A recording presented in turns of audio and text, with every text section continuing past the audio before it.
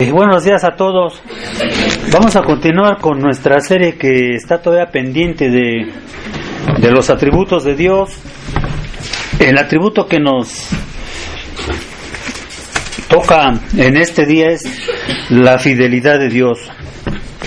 Y busquen en el Antiguo Testamento, en el libro de Deuteronomio 7, versículo 9. Aquí nos va a hablar la escritura de este atributo de la fidelidad de Dios. ¿Ya lo tienen todos? Deuteronomio 7:9. Dice aquí la escritura: conoce pues que Jehová tu Dios es Dios fiel. Ahí está. Que guarda el pacto y la misericordia a los que le aman y guardan sus mandamientos hasta las 1000 generaciones. Vamos a orar y pedirle la ayuda a Dios para estudiar este tema de su fidelidad. Padre, gracias te damos porque eres bueno y sobre todo eres fiel, como lo vamos a ver en tu palabra, y te pedimos que nos ayudes a conocerte más, como dice aquí el mismo texto, no nomás en la fidelidad, sino lo que ya hemos visto anteriormente de tu naturaleza, de tu nombre, de tus atributos. Ayúdanos a crecer en este conocimiento, Señor, a no estancarnos, sino seguir adelante como creyentes, y que este conocimiento, Señor, sirva para darte a ti la honra y la gloria, Señor, que tú mereces de tus criaturas. Ayúdanos, oh Señor. Todavía estamos muy enanos, Señor, en el sentido espiritual para realmente hacer lo que nos has pedido, Señor. Pero te pedimos que sea de grande bendición y ayuda a este tema para cada uno de los que estamos aquí presentes. Oh Señor, que podamos crecer en este conocimiento como lo pides de tu palabra, especialmente de tu naturaleza, de tus atributos. Gracias, Señor, porque si no tuviéramos tu palabra no te conoceríamos, y es un grande honor y privilegio tenerla en nuestras manos delante de nosotros, Señor, que la has preservado fiel hasta estos momentos. Te pedimos, Padre, tu ayuda, porque ¿quién es suficiente para estas cosas? Nadie de nosotros. Te pedimos entonces el poder de tu Espíritu Santo para poder hablar de este tema tan importante. Todo esto, Padre, te lo pedimos en el nombre de Cristo Jesús. Amén. Entonces, ¿ya están listos? Vamos a continuar. Jehová rescató a Israel de Egipto por causa de ¿qué? De su fidelidad. ¿Sí? Y no tan solo por causa de su fidelidad, sino vamos a añadir también por su misericordia. Y aquí en el texto que estamos viendo, analizando, dice la escritura que Dios es fiel, es igual a fidelidad. Y esta palabra fiel procede de una palabra en el hebreo que se traduce en el castellano de la siguiente manera, quiere decir amén, ¿sí?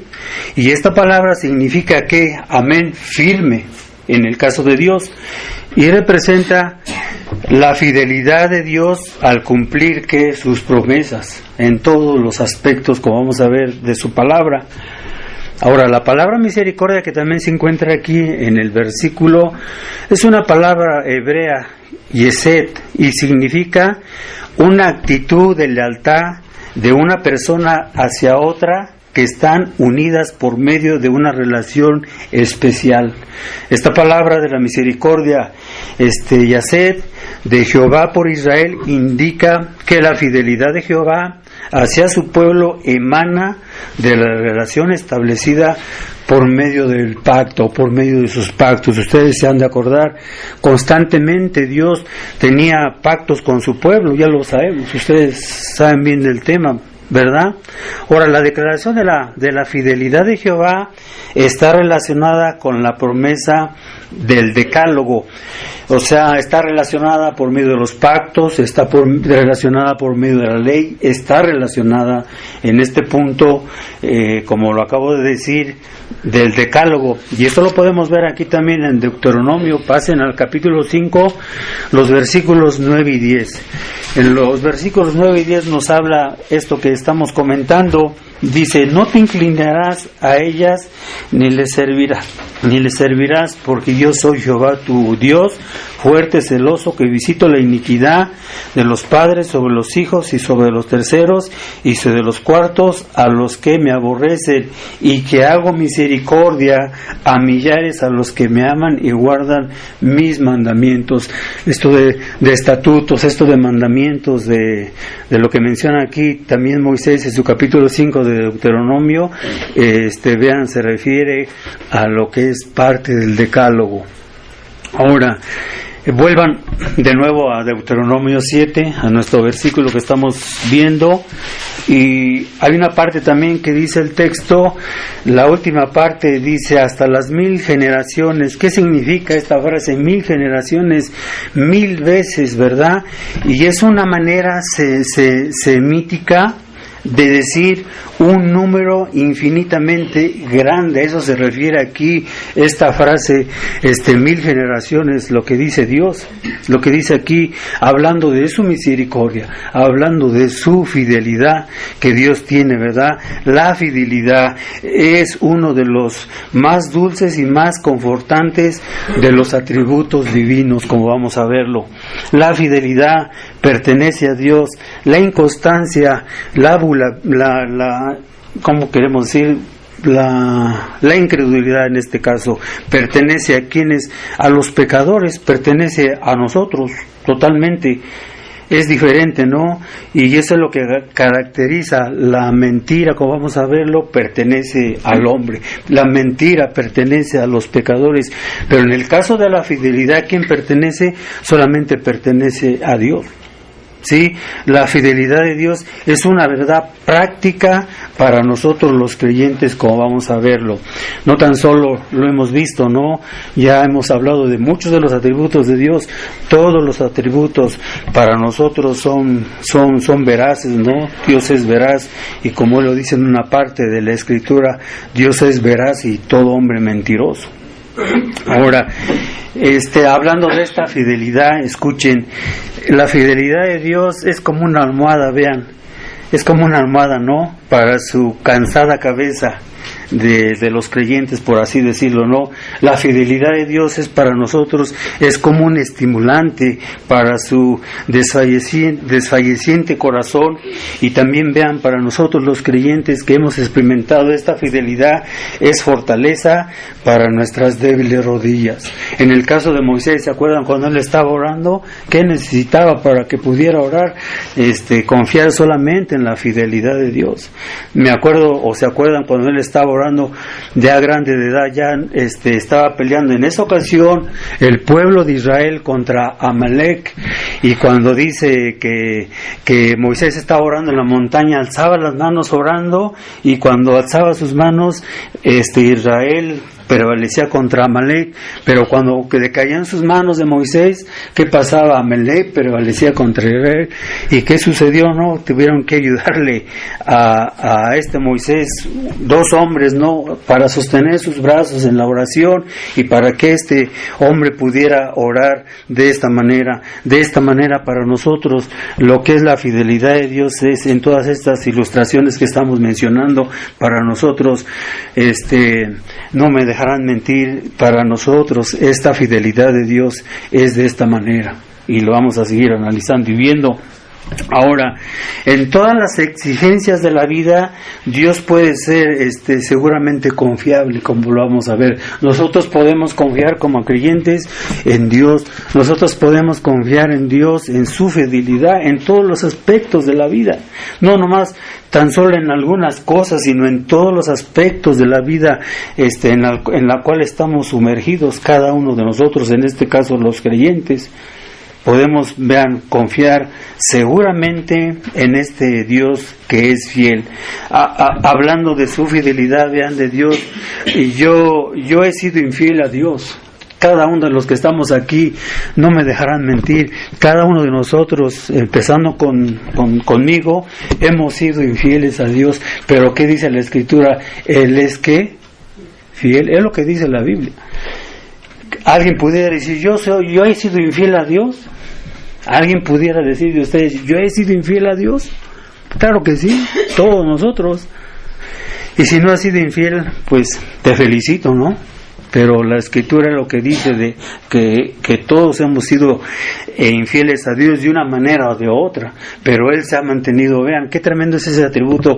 Él, a pesar de lo que hemos sido hacia Él siempre ha estado fiel.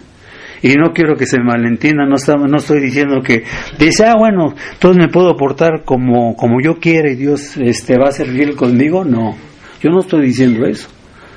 Porque muchas veces se malinterpreta, ¿no? Lo que uno dice. No, yo lo puedo demostrar de la Biblia, que así lo dice Dios, pero no es una licencia para pecar. No, todo lo contrario, ¿no? O sea, ¿por qué lo decimos?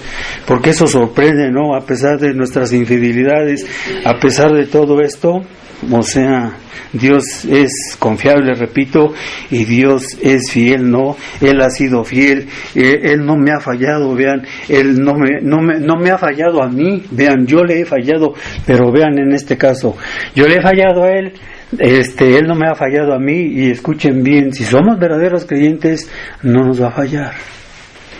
No nos va a fallar. Escuchen lo que estamos diciendo de este atributo. Él no nos va a fallar. Él nunca defraudará a un creyente que confíe en Él. Jamás. Escuchen lo que estamos diciendo. Nosotros nunca nos defraudará, nunca nos dejará. ¿Por qué? Porque Dios no puede fallar. Él no puede fallar. A nosotros nos falla la fuerza, nos falla la mente, nos fallan muchas cosas, nos fallan nuestros planes, nos fallan tantas cosas que pensamos, que planeamos, que hacemos, que decimos muchas veces como seres humanos, ¿verdad? Pero en el caso de Dios estamos viendo que su fidelidad, Él es fiel en todos los sentidos. La fidelidad de Dios junto con su todo poder, escuchan bien, son nuestra esperanza eternamente. Vean, estamos añadiendo a su fidelidad y su misericordia, su poder. Esto es lo que nos sostiene, no somos nosotros. Y a ver si me da tiempo de terminarlo, no aterrizar el tema, pero ese es hablando de la salvación. Que debemos de tener mucho cuidado nosotros, si hasta ahorita hemos sido fieles en el camino de Dios, no te confíes en ti mismo, que no debemos de confiar en nosotros mismos, que hemos caminado un poco en el camino de la vida cristiana, ¿no? Me refiero a mí, los que llevamos un poco de tiempo en este camino. No debemos de confiar en que nosotros somos mejores que los demás. No somos mejores que los demás. Y si hemos caminado un poco, cada uno de nosotros llevamos un poco de tiempo en el camino del cristianismo, no ha sido por nuestro poder, no ha sido porque nosotros seamos mejores que los demás, y no ha sido porque seamos más inteligentes o porque podemos hacerlo, no, vean, debido a la fidelidad de Dios, como lo vamos a ver. No es otra cosa más que esto. Los hombres, vean, nos defraudan. ¿Y saben por qué los hombres nos defraudan? Porque los hombres son infieles. Esto es lo que vamos a ver, eso es lo que pasa, ¿no? Los hombres, vean, nos defraudan. ¿Y por qué nos defraudan?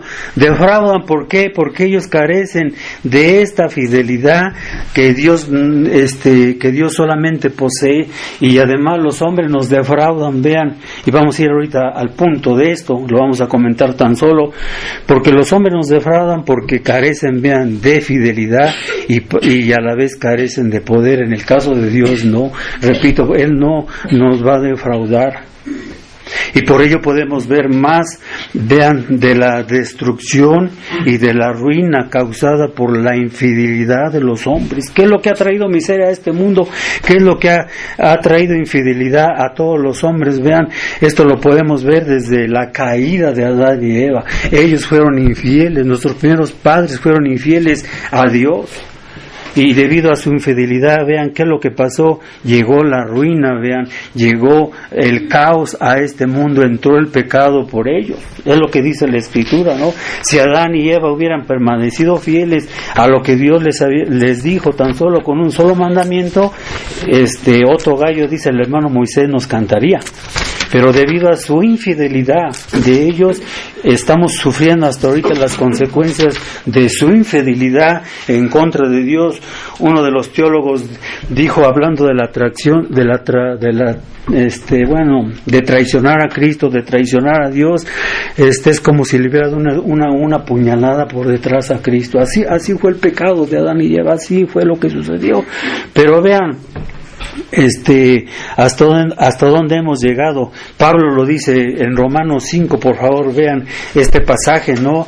Donde la infidelidad de los hombres nos trajo la miseria hasta el día de hoy, y en este caso no, por tan solo un pecado de la incredulidad, de la infidelidad de nuestros padres, lo que cosechamos hasta el día de hoy.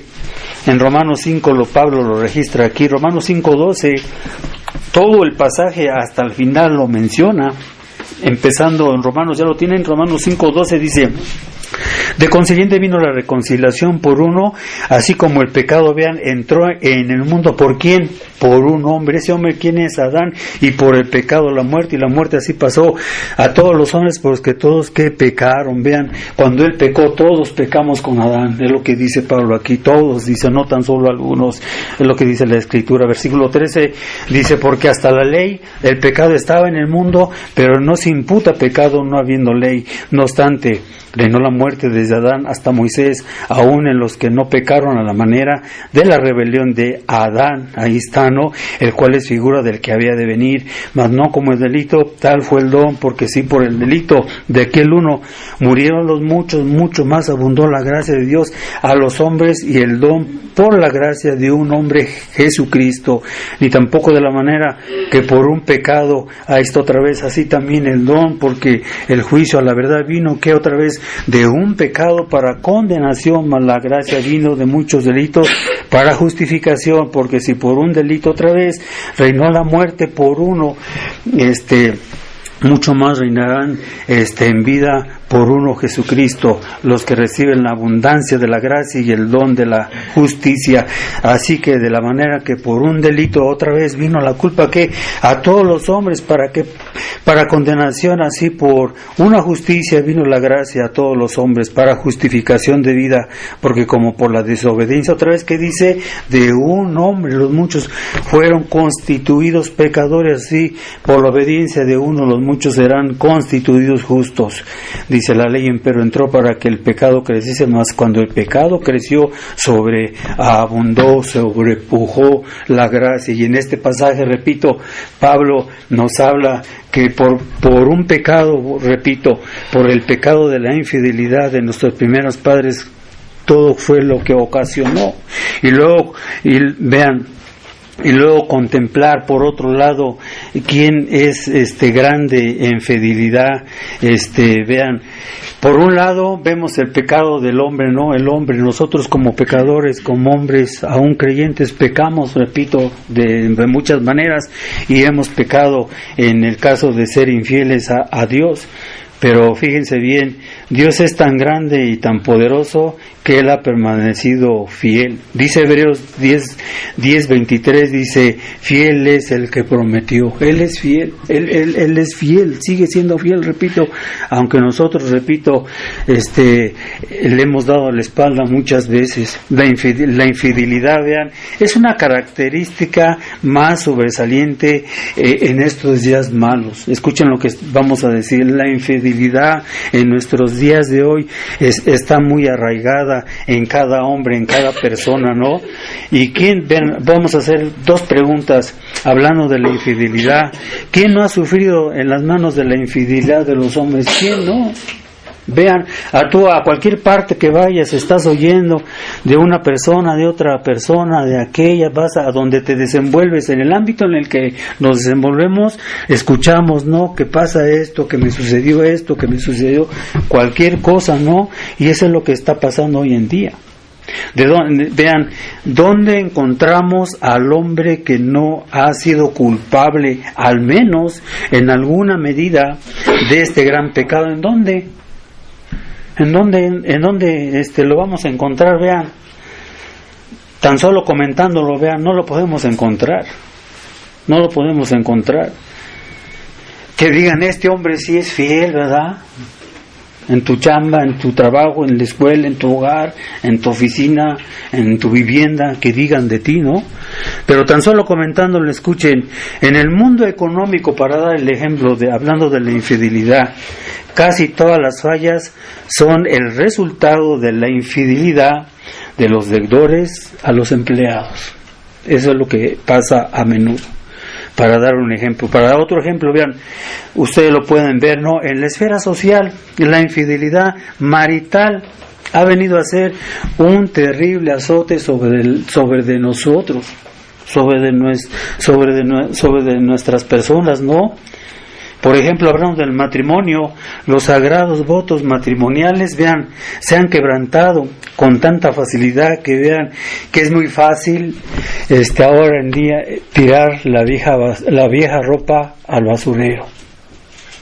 Es eso, así es. ¿Pero debido a qué? Debido a la infidelidad. Ya supuestamente se casaron y todo, ¿no? Estaban tan enamorados.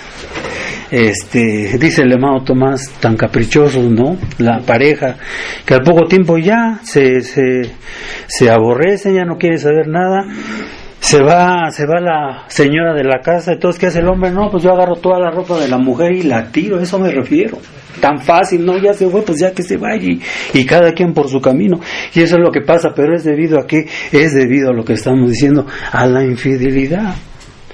Ahora otro ejemplo, en los asuntos internacionales, en los acuerdos entre las naciones, ¿no? Entre los tratados, meramente cómo tratan también las naciones, el presidente con otro presidente, los gobernantes, los gobernadores, como un trato que yo hice con usted, ¿no? Lo agarran como agarrar esto y agarrar un papel y tirarlo al bote de la voz. No me importa lo que yo dije, lo que yo pacté contigo.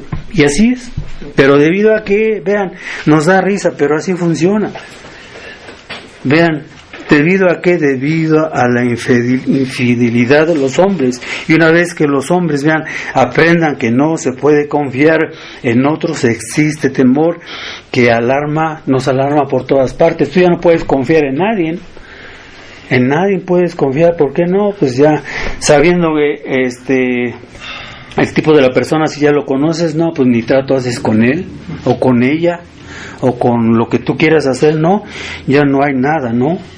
Otro ejemplo que puedo dar hablando de la infidelidad es también que en la esfera religiosa, vean, la infidelidad sobre de todo es evidente en todas las partes, como lo estoy mencionando, y aún, vean, en la esfera religiosa, en el mundo religioso de hoy, ¿no? Multitudes que profesan creer en la Biblia son ignorantes.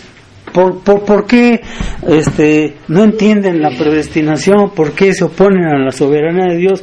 ¿Por qué se oponen al conocimiento del Dios verdadero? Vean, es para empezar nada más porque son ignorantes. De grandes porciones de la Biblia, vean, la citan fuera de su contexto y al mismo tiempo buscan explicar mucho, según ellos, mucho de la Escritura,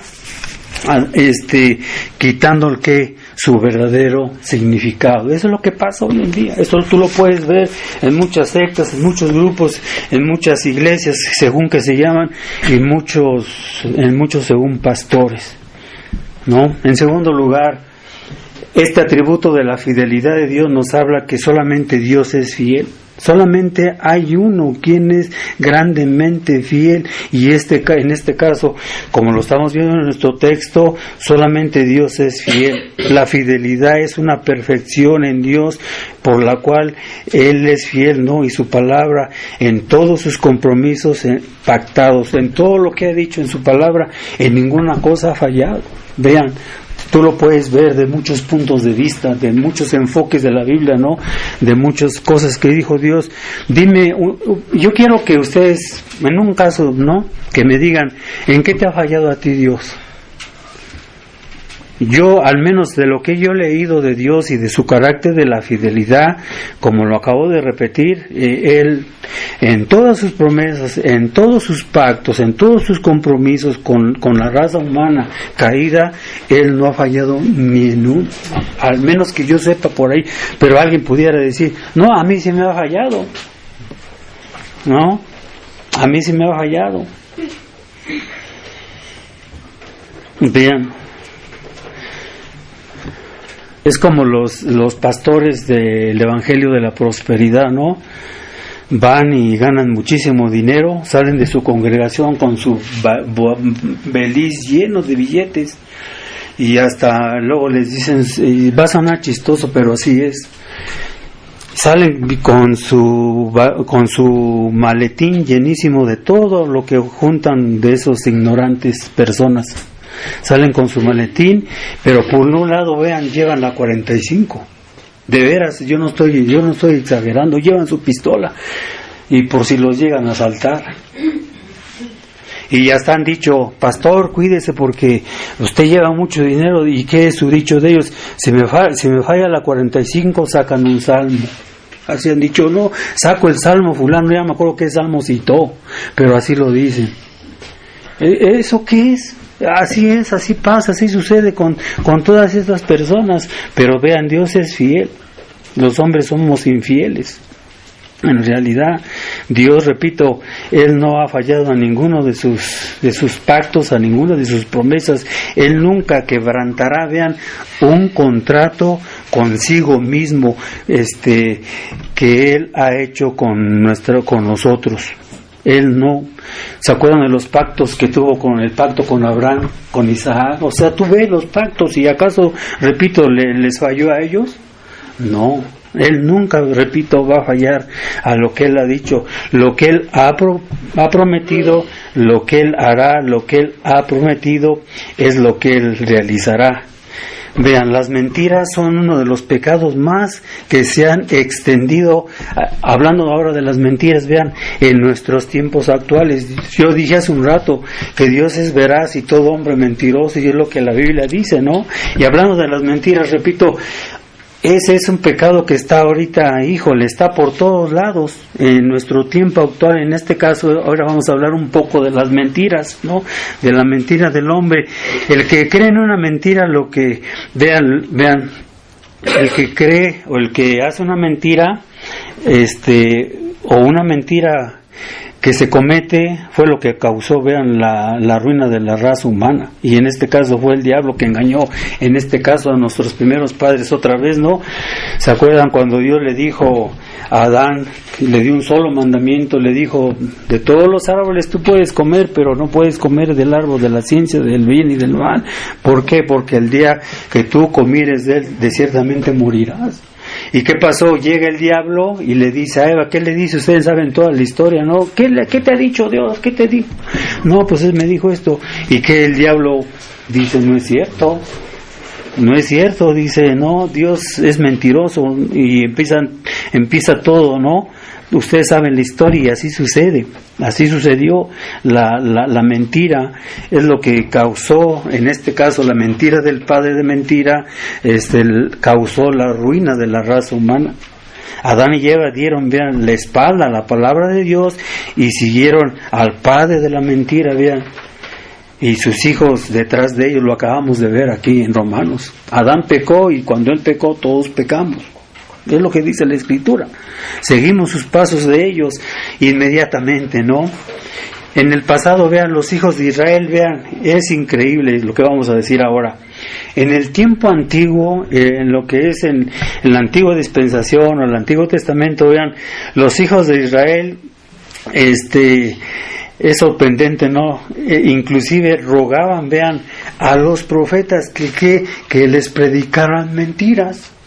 Ellos decían, no nos prediques, Isaías, la verdad. Vean, ¿qué quería el pueblo? Predícanos mentiras. ¿Lo has leído? ¿Lo han leído ustedes? Eso es lo que le decían el pueblo de Israel, vean. Es sorprendente, ¿no? Lo que le decían a los profetas.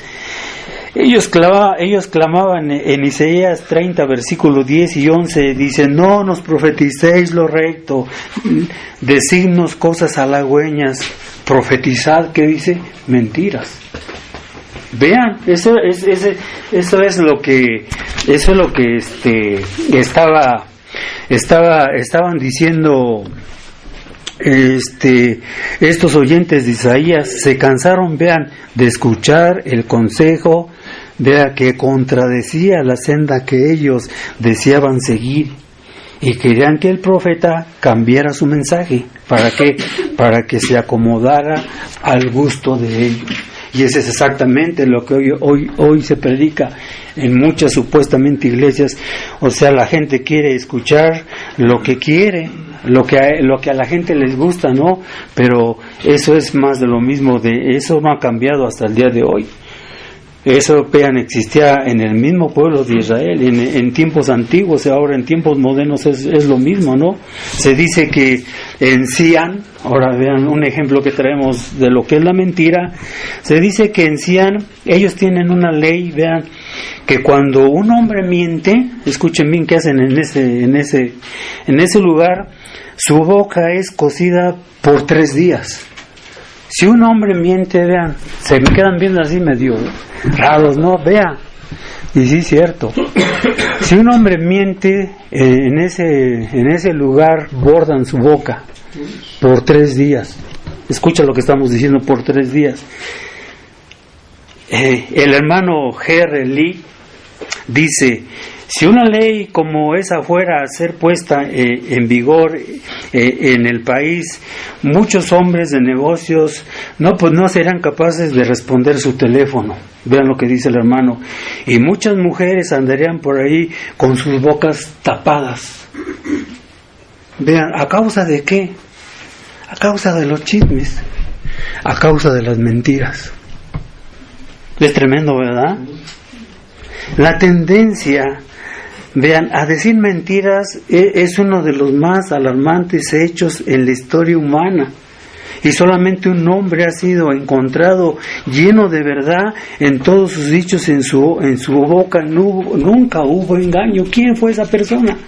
Yo hace rato les preguntaba a ustedes, ¿dónde podemos encontrar un hombre que se diga de él: este hombre es un hombre fiel? Vean, y este fue el Dios hombre, ahora al que me refiero, al que nos referimos, o al que se refiere la Biblia. Este hombre es el Dios hombre, vean. Cristo Jesús, Él es verdad, Él es la verdad encarnada. ¿Quieren verlo? Vean tan solo un ejemplo, ¿no? Isaías 53, por favor. En Isaías 53, versículo 9. Él es el único, vean, y de ahí nadie de nosotros. Es el único. Escucha, me gusta cómo lo dice Isaías. Y otros textos, no tan solo Isaías. Dice Isaías 53, ya lo tienes, 9, ¿qué dice? Dispúsose con los impíos de su sepultura, mas con los ricos fue en su muerte, pero nunca, vean, nunca hizo él maldad, ni hubo engaño en su boca. Él es el único que nunca engañó, que nada. ¿Por qué? Porque era Dios. Él es el único. En tercer lugar, vamos a ver, hablando de la fidelidad de Dios, que Dios, ahora vean, Dios ha sido fiel a su propio Hijo. Vean, Dios es fiel. Es interesante este tema, pudiéramos estar aquí mucho tiempo, ¿no?, analizando este tema de la fidelidad de Dios. Que de hecho, aprovechando entre paréntesis, muchos teólogos que han hablado de la teología no predican mucho de este tema. A mí me costó mucho trabajo estar estudiando el tema y buscándole y sí, no es fácil. No sé si se han dado cuenta ustedes, pero sí es cierto. Pero vean, entre paréntesis, hablando de que Dios es fiel, vean, Dios es fiel a su Hijo, al Señor Jesucristo, como vamos a verle. ¿En qué sentido es fiel a Él? Vean, en este sentido, hubo ciertas promesas hechas a Jesucristo, el David espiritual.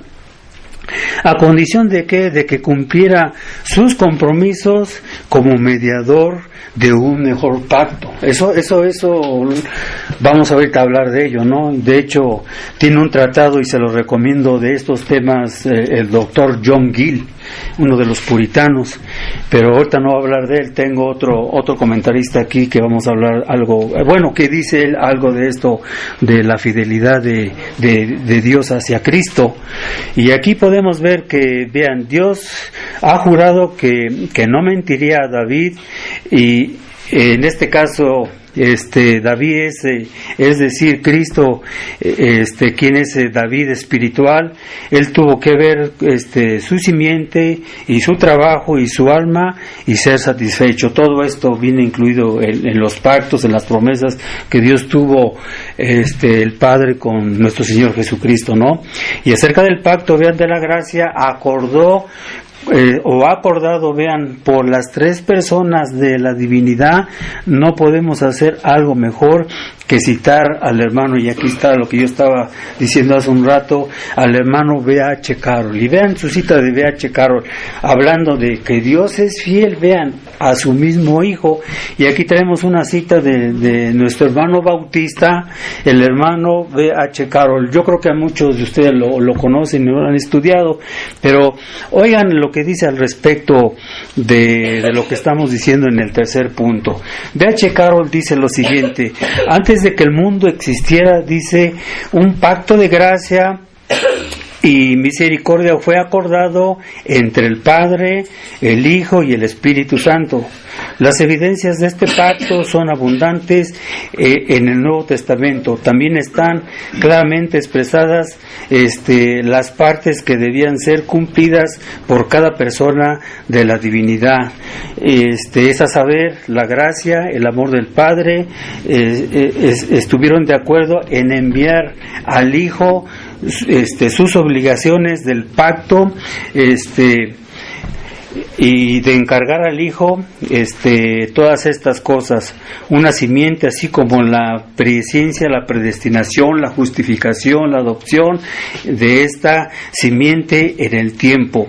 El pacto del Hijo, ahora vean, fue la obligación de asumir la naturaleza humana en su encarnación, renunciando voluntariamente a la gloria que Él tenía con el Padre antes que el mundo fuese, y ser obediente hasta la muerte y muerte de cruz.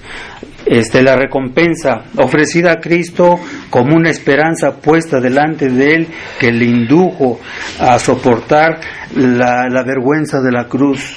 También estaba delante de Él la recompensa otorgada debido a tal obediencia. Fue su resurrección, su glorificación, su exaltación, a su regio trono sacerdotal y su investidura con el derecho de juicio.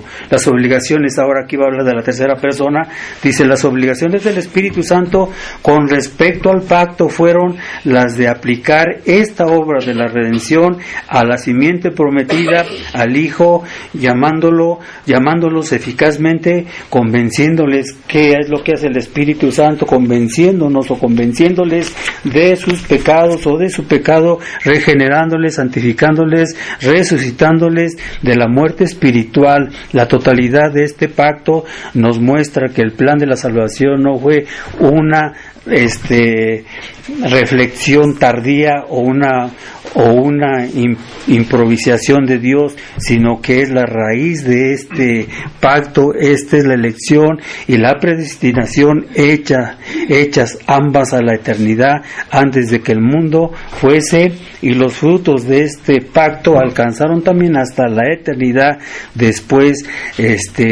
del juicio. Y cada creyente, vean, es llamado a considerar esta cadena, a probar cada uno de sus eslabones, a chocarlos, a escuchar el golpeteo que viene desde la eternidad hasta la eternidad. Todo aquel que Dios escogió es atraído por el Espíritu Santo a Cristo. Todo aquel que Dios ha predestinado es llamado por el Espíritu Santo.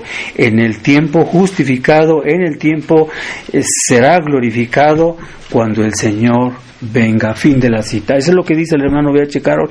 Entonces, en todas estas cosas, vean, Dios y Cristo y el Espíritu Santo tuvieron este pacto entre ellos.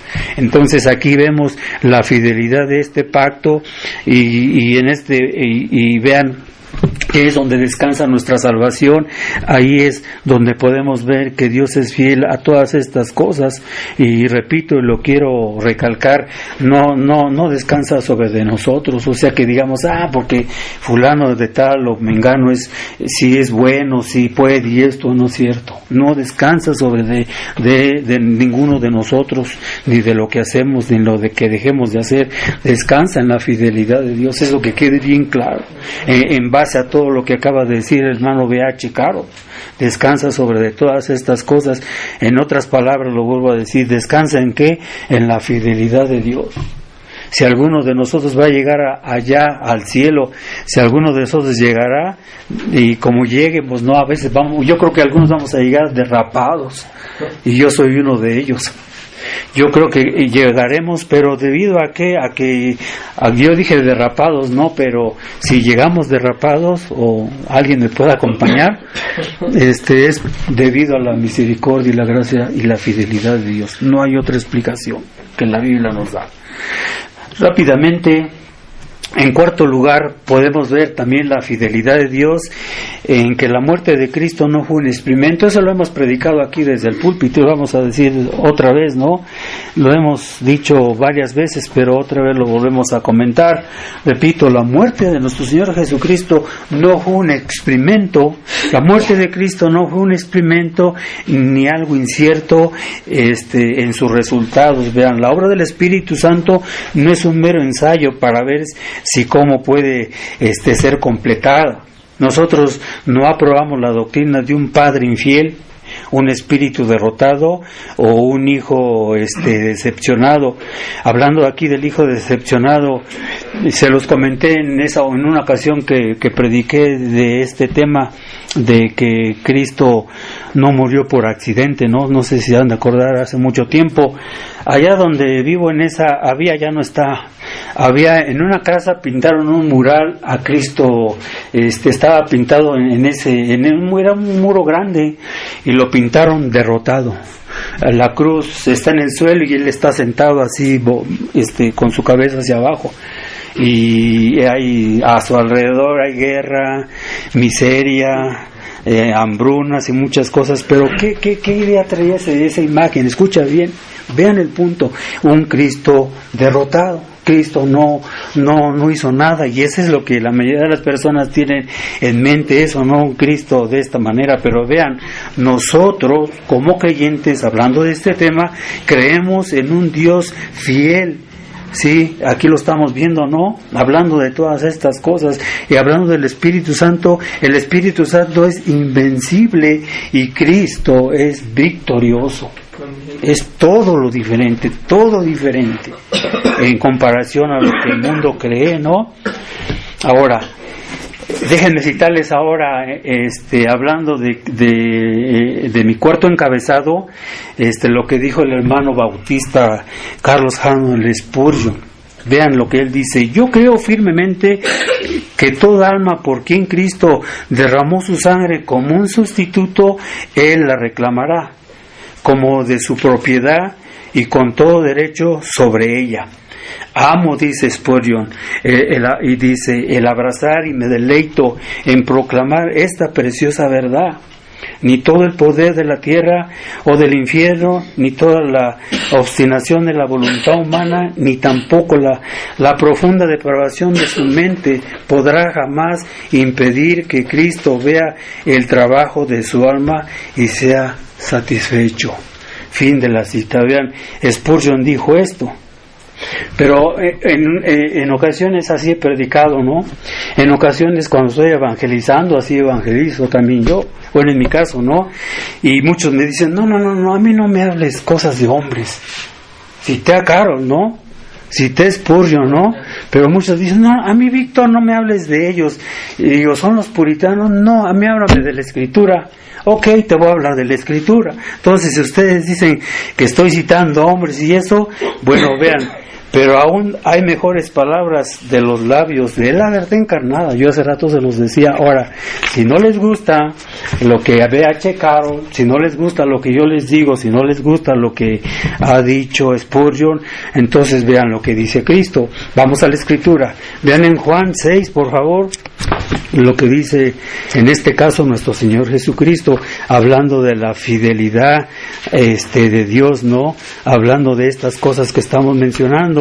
En el Evangelio de Juan, su capítulo 6, versículos del 37 al 40, por favor. ¿Ya lo tienen? Juan 6, rápidamente, el tiempo se nos ha terminado. Y aquí está hablando nuestro Señor Jesucristo. ¿Y lo tienen? Juan 6, 37 al 40. Dice: todo lo que el Padre me da, vendrá a mí. Y el que a mí viene, ¿qué dice? No le echo fuera, porque he descendido del cielo no para hacer mi voluntad, mas la voluntad del que me envió.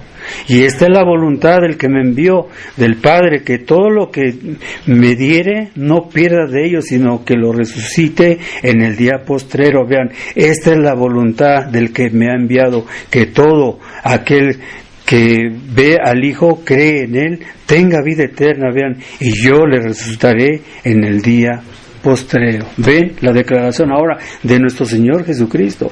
¿Quieren algo más? Vayan a Juan 17, versículo 2, en su mismo Evangelio, por favor. Juan 17, 2. Aquí está el testimonio de Cristo mismo, ¿no? Que dice, empezando desde el 1, dice: estas cosas habló Jesús, y levantado los ojos al cielo dijo: Padre, la hora es llegada. ¿La hora qué? La hora de su crucifixión. Dice: glorifica a tu Hijo, para que también tu Hijo te glorifique a ti, como le has dado, vean, la potestad de toda carne. ¿Para qué? Para que dé vida eterna a todos los que le diste. Eso es lo que estamos viendo, eso es lo que la Biblia dice, ¿no? Vean el punto. Esto es ya, como esos hombres me decían, dice: no, bueno, aquí está la Escritura. Entonces, si tú no quieres oír de nuestros antepasados, porque son nuestros antepasados, nuestros hermanos, ¿no? Y espero no hacer avería, ¿no? Pero así es. Rápidamente, en quinto lugar, podemos ver también esta fidelidad de Dios. Vean que es la base de nuestra seguridad. Es la base de nuestra seguridad. Y yo era lo que decía, y a este punto quería llegar. O sea, de dónde yo me sacaba o pienso, ¿no? ¿En qué baso mi salvación? ¿En qué está basada? ¿En mí? ¿En mis ritos? ¿En mis ceremonias? ¿En lo que yo hago? No, olvídate de eso. En mis esfuerzos, en mis lágrimas, en mis oraciones, en que yo leo mucho. No. O sea, nada de eso. Los hombres nos pueden decir: no, yo esto, yo aquello, yo leo 20 capítulos de la Biblia. Yo escuché a un hombre, vean, que él hablaba de esa manera, así, se gloriaba tanto. Lamentablemente fue miembro de nuestra iglesia, lamentablemente. Entonces, así es. Vean, así somos. Nos hartamos, nos enorgullecemos: no, que yo soy mejor que tú, no, que yo esto. Quítate de esas cosas, no confíes en nada de eso. Lo predicaba hace tiempo en la cruz de Cristo, ¿no? Pero vean, ¿cuál es la base? ¿Cuál es la base de mi seguridad?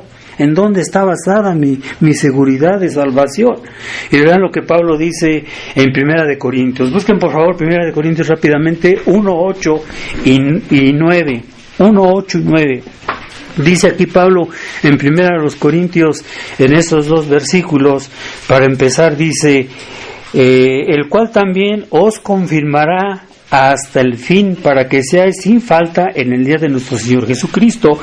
Y fiel es Dios. Ahí está el tema. Versículo 9, que dice, repito: fiel es Dios, por el cual sois llamados a la participación de su Hijo Jesucristo, que dice nuestro Señor. Vean lo que está diciendo aquí, ¿no? Y el versículo 8 dice, lo acabamos de leer, ¿no? Él también os confirmará hasta el fin. Y surge la pregunta que hace Pablo aquí es, o les hago a ustedes: ¿quién va a confirmar a los corintios? ¿Es Dios o es Cristo? Mi pregunta. Vean lo que estoy diciendo. aquí estoy haciéndoles una pregunta. ¿Quién dice? Aquí dice, lo acabamos de leer rápidamente, ¿no? Dice que Él también nos confirmará hasta el fin. Y la pregunta, repito, que les hago a ustedes, ¿quién los va a confirmar a los corintios? ¿Quién los va a confirmar a nosotros? ¿Es Dios o es Cristo? Vean, la persona que acaba de ser mencionada en la oración precedente es Jesucristo. Vean, con todo el lío de pensamiento del presente párrafo, ahora vean los versículos del 4 al 9. Vean este punto aquí muy interesante. Vean, gracias doy a mi Dios siempre por vosotros, por la gracia de Dios que os es dada en Cristo Jesús, en que en todas las cosas sois enriquecidos en Él, en toda lengua, en toda ciencia, así como el testimonio de Cristo ha sido confirmado en vosotros, de tal manera que nada os falte en ningún don, esperando la manifestación de nuestro Señor Jesucristo, el cual también os confirmará hasta el fin, para que seáis sin falta en el día de nuestro Señor Jesucristo. Y vean el versículo 9 otra vez: fiel es Dios, por el cual sois llamados a la participación de su Hijo Jesucristo nuestro Señor. Y bueno, escuchen bien, aquí provee en este pasaje, escuchen bien, aquí podemos ver 4 cosas, provee 4 consideraciones que obligan a pensar o nos obligan a nosotros como creyentes a pensar en que el sujeto del versículo 8, a ver el versículo 8 dice, el cual también os confirmará hasta el fin, para que seáis sin falta en el día de nuestro Señor Jesucristo. Es quien es Dios y no es Jesús. Él es, estamos tocando la fidelidad de Dios. Él es, no es Cristo. Es en Cristo, pero quien hace la obra es el Padre. Escuchen bien, no es Jesús, es Dios. Ahí lo dice el texto. Y primero vean, el pasaje empieza y termina con una referencia a Dios. Vean el versículo 3-4, dice, gracias Dios, ¿a quién doy? A mi Dios. Dice, siempre por vosotros, por la gracia de Dios que os es dada, ¿a quién? En Cristo Jesús. ¿Sí?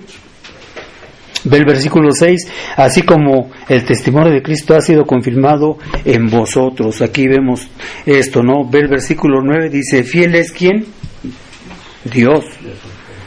Vean, versículo 9, ¿fiel es quién? Dios, por el cual sois llamados a la participación de su Jesucristo nuestro Señor. Ahí estamos viéndolo. En segundo lugar, rápidamente, es Dios quien enriquece a los corintios y a nosotros también. Él es el que nos confirma. ¿Mediante qué? Mediante la predicación. Vean, es tan necesario predicar el Evangelio porque por ese medio nos confirma Dios.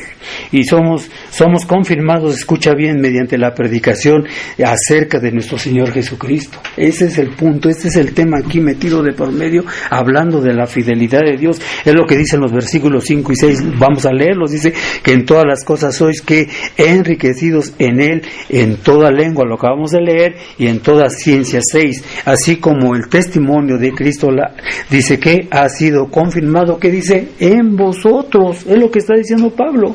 Y en tercer lugar vemos la idea, ¿no? La frase con la que empieza el versículo 9, que dice, fiel es Dios, por el cual Dios os ha llamado la participación de su Hijo, nuestro Señor Jesucristo. ¿Quién dice Pablo aquí? Dice, Dios es fiel. Ese es nuestro tema, el tema de la fidelidad de Dios. No introduce un nuevo sujeto, sino la bendición que encierra un párrafo que tiene a Dios como el agente de la acción. Aquí lo podemos ver en este pasaje, y en estos versículos. Y por último, Dios también es el sujeto. Es un versículo paralelo. Por ejemplo, busquen rápidamente, paralelo al 9 que leímos, de 1 Corintios 9, compárenlo con 2 de Corintios, escucha, 1:21. 2 de Corintios 1:21, rápidamente. ¿Ya lo tienen? ¿Qué dice aquí Pablo aquí? Dice, y Él nos confirmará. Vean, ¿y Él quién es Él? Es Dios.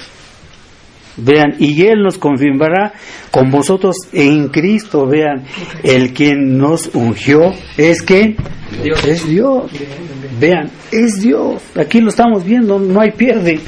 Al principio como que dices, bueno, pero Así funciona, así es esto.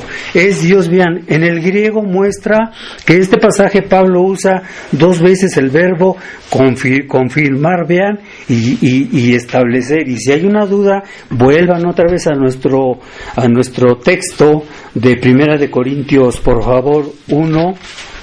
Rápidamente, vean, aquí están estas 2 palabras, estos 2 verbos griegos, vean, confirmar y establecer. Ve el 6, dice, así como el testimonio de Cristo ha sido ¿qué? Confirmado en vosotros.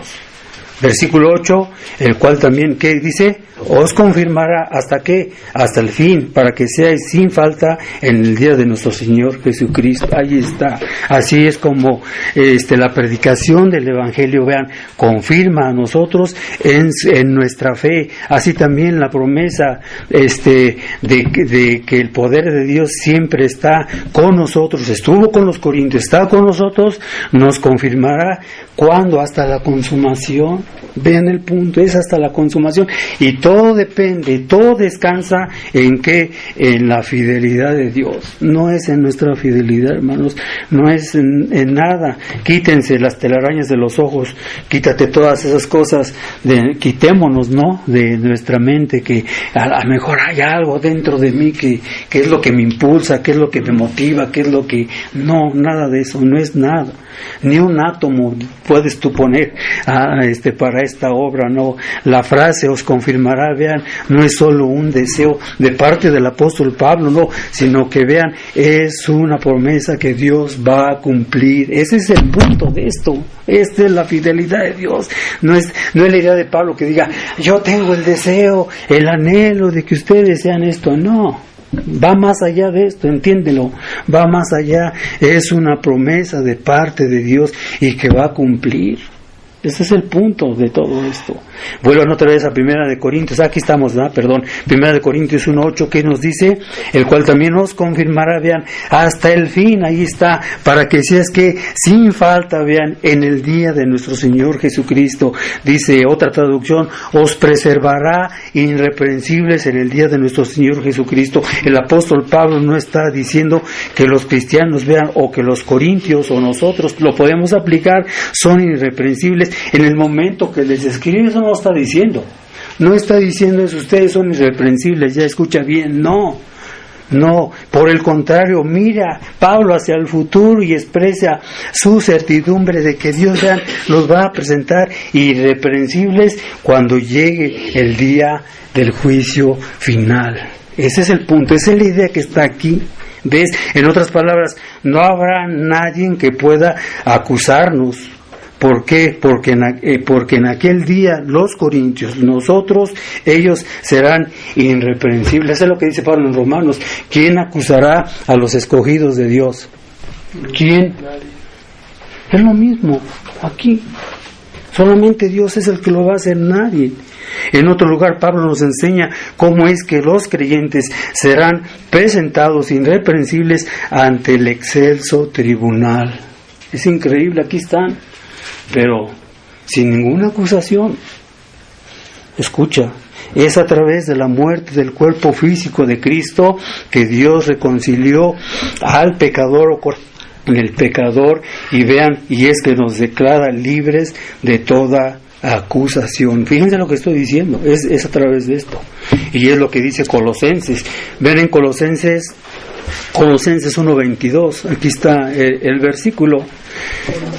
Colosenses 1:22, y el tiempo se nos ha ido. Colosenses 1:22 dice aquí la escritura, vean, en el cuerpo de su carne, por medio de muerte, para hacernos santos y sin mancha, ¿qué dice? E irreprensibles delante de Él. Ahí está. Amén. Ahí está el punto. En el Antiguo Testamento la expresión el día de Jehová apunta al día del juicio. Rápidamente el tiempo se nos acabó, pero si los quieres apuntar, vean. Esto que estamos diciendo del día final, del día del juicio, en el Antiguo Testamento, vean, la idea es, hay muchos versículos que dice el día de Jehová. Y vean, cuando habla del día de Jehová en el Antiguo Testamento, ¿a qué se refiere? Vean, se refiere al día de juicio. Y traigo la cita de Joel 3:14, si lo quieres apuntar. Amós capítulo 5 versículos del 18 al 20. En el Nuevo Testamento la expresión se refiere ahora del regreso de Cristo. Por ejemplo, vean, estamos cerca de Filipenses, y vean Filipenses capítulo 1 versículos 6 y 10. Filipenses 1:6, vean, dice: estando confiado en esto, que el que comenzó en vosotros la buena obra la perfeccionará, que dice, hasta el día de Jesucristo. Ve el versículo 10: para que discernáis lo mejor, que seáis sinceros y sin ofensa, para el día de ¿qué? Para el día de Cristo. Para el día de Cristo. Pasa a Filipenses 2, mismo aquí, 2:16 rápidamente. En el 2:16 vemos más de lo mismo. Dice: reteniendo la palabra de vida, para que yo pueda gloriarme. ¿Quién? En el día de Cristo, que no he corrido en vano, ni he trabajado en vano, dice el apóstol Pablo. Primera Tesalonicenses 5:2, rápidamente vean, en Primera de Tesalonicenses capítulo 5 versículo 2 dice: porque vosotros sabéis bien que el día que del Señor vendrá así como ladrón de noche. Y entonces, vean, el regreso de Cristo también incluye el juicio, en el cual tanto Dios como Cristo serán los jueces, dice Romanos 14:10, segunda de Corintios 5:10, y en aquel día los creyentes serán declarados inocentes por el veredicto aquí de jueces. Por el veredicto de jueces. Es tremendo, ¿no? El tiempo se nos ha terminado, pero aquí podemos ver algo de la fidelidad de Dios. Dios ha sido fiel, seguirá siendo fiel a todo lo que hemos visto, y aún hay más. Terminamos diciendo lo siguiente: que como creyentes dejemos de confiar en nosotros mismos para cualquier cosa. Cristo dijo: sin mí nada podéis hacer. Nosotros no debemos de confiar en nada de nosotros mismos, en nuestra fuerza.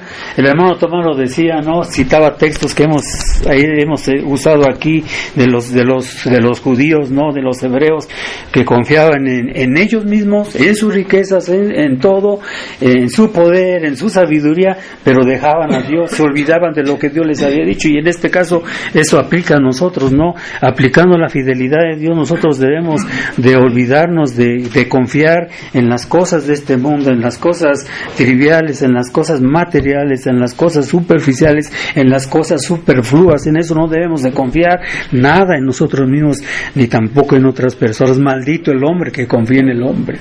Es lo que dice la Escritura, ¿no? Entonces, como creyentes, ¿en quién debemos de confiar? En este Dios. Él, repito, no nos va a fallar. No nos va a fallar, no nos va a dejar. Yo vean, yo lo tengo bien seguro, de veras, hasta el día de Dios no me ha faltado nada. A mí, en lo que respecta a mí y a mi familia, no me ha faltado nada, gracias a Dios. Entonces, yo repito, por un lado me siento avergonzado delante de Él, porque yo sí le he fallado muchas veces, pero Él no. Entonces, como creyentes, ¿qué queremos decir? Que debemos de confiar solamente en este Dios. Es el único, porque ni nosotros mismos podemos confiar, ¿no? Se me olvidó apuntar ese versículo de Proverbios que dice un texto que el inconverso tiene miedo de su propia sombra, así piensa que lo están siguiendo y es su sombra. Pero si hay hombres, ¿verdad? Así hay hombres que se espantan, ¿no? Y para terminar, yo conocí un hombre de Guerrero. Era un hombre bien malvado, yo creo que no sé si vivo o no. Hablaba exactamente, le estaba evangelizando, y a mí me sorprendió que me estaba tomando atención y oyendo, y ya en la plática me asustó un poquito porque desconfiaba de todos, y me dijo: mira qué tengo debajo de mi almohada, y se levantó, y ¿qué quieren que sacó? Su pistola. Y ¿a poco no te ibas a asustar? Yo me asusté, dije: ay, Señor. Pero ve, es lo mismo, los hombres desconfían de los hombres, lo que yo estaba diciendo hace un rato. Pero nosotros no necesitamos pistola ni nada de eso. Nosotros lo que necesitamos como creyentes es confiar en la fidelidad de Dios y nada más. Y Él, como dice Hebreos, Él Él cumplirá lo que Él ha dicho, en todos los aspectos que tú quieras, en todos, no nomás en algunos o no en todos. Y para los que no son creyentes, tú lo que necesitas es también confiar en este Dios y confiarle tu alma a Él, confiarle que Él te puede perdonar. Lo acabamos de ver, Cristo a eso vino, y Cristo, si tú vienes a Él como pecador, Él no te va a rechazar. A Él le agrada que un pecador venga a Él. Él está completamente listo, ¿no?, para recibirles, y no les dije que lo acabamos de leer, no les va a echar fuera, al contrario, dice, recibe a los pecadores. Le juzgaban y le criticaban a nuestro Señor Jesucristo, con los pecadores se junta y bebe y come, ¿no?, como lo juzgaban como bebelón y comilón, pero Él a qué iba, no iba a eso, Él iba a salvar a las ovejas perdidas. Amén. De la casa de Israel. Y así, si hay alguna oveja aquí, bueno, en este caso una cabra, porque las ovejas no aplica, una cabra, ¿no? Se oye fuerte la palabra, pero es lo que dice la Escritura, cabritos, no cabras, son los que no son creyentes. Si tú eres uno de ellos, tú puedes venir a Cristo, ¿no? Tú puedes venir a Él, creer en Él, pero tienes que arrepentirte, tienes que creer en Él. El hecho nos está dando el hermano Mark, ahora que estoy ensando los estudios del discipulado, y decía, ¿qué es un discípulo? Un discípulo sencillamente dijo, un discípulo es uno que cree en Cristo. Un discípulo es aquellos que creen solamente en Cristo y siguen a Cristo. Y nos decía, ¿no?, bien fuerte, yo también lo digo aquí, aplicándolo a los inconversos, el hecho de que tú que estás aquí en esta mañana, que todavía no eres creyente, tú no has sido salvo. ¿Por qué? Porque no has creído en Cristo. Pero si tú creyeras en Cristo, Él te perdonaría todos tus pecados presentes, pasados y futuros, todos. Pero es de que creas en Él. Y lo aplicaba el hermano Mark a los discípulos, en este caso a Pedro, a los primeros 12 apóstoles. Y a mí me impactó porque cuando se los encontró ni lo conocían a Jesús. Llega y se acerca y les dice, ¿ustedes son pescadores? Sí, y sí somos pescadores, ya sabía. No era necesario que les preguntara, pero ¿por qué lo digo? Porque Él les dice, dejen eso y los haré pescadores ¿de qué? De hombres. Pero ven el punto. ¿Y qué hicieron ellos? Después, Señor, ahorita no. Espérame, estoy chambeando. No. Pedro y ellos dejaron lo que estaban haciendo y le siguieron, no lo cuestionaron. Oye, pero ¿quién es este hombre? ¿O qué va a hacer de nuestras vidas? ¿O qué pasará? No, nada. A mí me impactó eso, es el llamamiento eficaz que Cristo les hacía, y de volar así, en fa. Eran convertidos uno tras otro, y dices, órale. Y es lo mismo aquí. O sea, ¿qué tú necesitas? ¿Qué tú necesitas para ser salvo? Aquí te hemos predicado el Evangelio verdadero. Hemos predicado que creas en Cristo, y si tú crees en Él, vea, Él te perdonará. Él verdaderamente, porque Él es fiel a la palabra, ¿no? Vamos a orar. Padre, te damos las gracias por esta palabra que nos has hablado. Ayúdanos, oh Señor, a confiar solamente en ti, en todos los aspectos de nuestra vida, Señor, tanto física como espiritual. Gracias, Señor, porque todas tus promesas son fieles en Cristo Jesús y son firmes. Y, Señor, te agradecemos por este atributo que es reconfortable para nosotros, que nos hablas, Señor, de que en ti debemos de confiar, y que así sea, Padre, todavía hasta el tiempo que nos dejes aquí, el andar en este mundo, Señor, como creyentes.